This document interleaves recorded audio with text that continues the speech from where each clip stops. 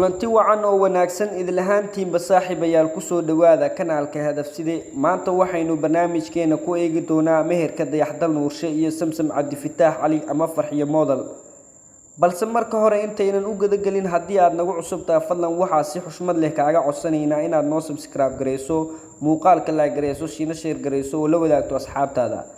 fanaanka caanka ah ee dayax maxamed muuse dal nuurshe ayaa waxa uu mehersaday gabar aad caan uga ah baraha bulshada gaar ahaan aaladda Instagram-ka iyo TikTok-ga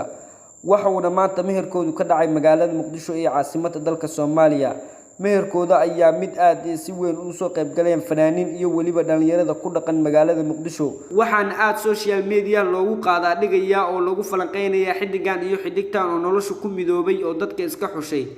si kastaba ha ahaatee dayaxdal nuurshe waxa uu hore u qabi jiray ilaa haddana qabaa farxiyo cabdiraxmaan oo barihii u dambeeyay ku jirtay isbitaal ku yaala magaalada Muqdisho